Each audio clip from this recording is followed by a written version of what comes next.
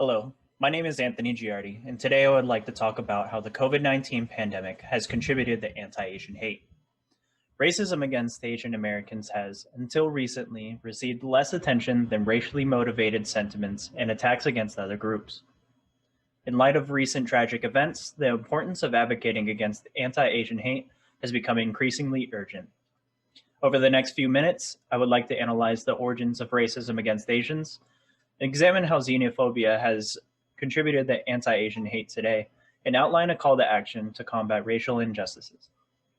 In order to gain a deeper understanding of how Asian Americans have recently become targets of harassment and violence, it is important to first be aware of the historical aspects of racism towards Asians. The Chinese Exclusion Act of 1882 was the first piece of legislation that banned immigration to the US solely based on race. This was the result of growing fears from what the media at the time called a Chinese invasion. The yellow peril stereotype further reinforced xenophobic ideology by promoting the belief that all Asians were sneaky foreigners that were not to be trusted. During World War II, the entire Japanese American population on the West Coast were forcibly moved into internment camps due to public distrust of Japanese people following Pearl Harbor. These three examples are just some of many that have set the tone for racial discrimination that occurs today. The model minority myth is a stereotype that persists today and promotes the idea that all Asian Americans are successful because of their work ethic and intelligence. This functions to suggest that there's no racial discrimination in America, but it's rather the failings of others to supposedly work hard enough.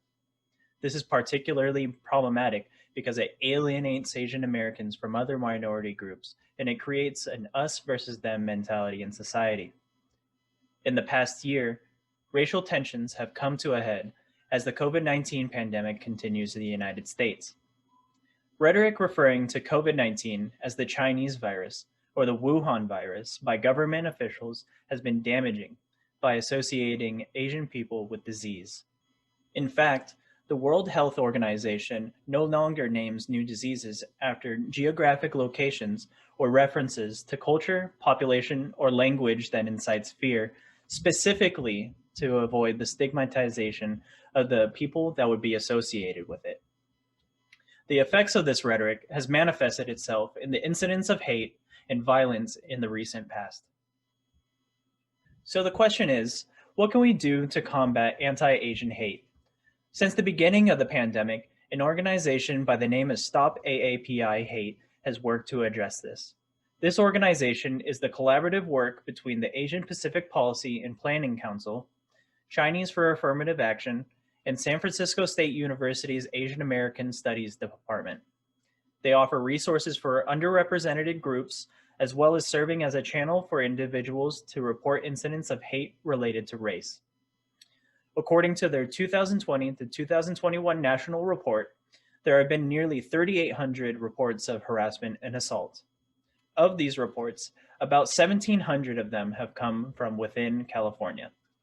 These alarming statistics exemplify the need for action to combat racial injustices. Addressing issues of discrimination within our society is something that we can engage in at a more individual level. First, we should hold government officials to a high level of accountability regarding issues of diversity and race. They should be pressured to publicly denounce the racist actions and attitudes that have surfaced amidst the pandemic. Another way we can navigate the current landscape is by being educated on how to respond to harassment and violence safely and passing this knowledge on to our friends and family. These are our brothers, our sisters, our elders, and their health and safety comes first. A list of safety tips, along with other resources, can be found on Stop AAPI Hate's website. I would highly recommend checking it out. Lastly, one factor that can help mitigate the incidence of hate is by getting involved in your local community. Everyone will have their own version of this. As a lifelong athlete, a kinesiology student, and an intern at the Institute for the Study of Sport, Society, and Social Change, I personally believe that sports may have the power to make change within our communities by promoting togetherness, unity, and creating allyship amongst our peers. Regardless of how we choose to engage this topic, we can make a difference by coming together. These are my works cited, and that's my presentation. Thank you all for listening.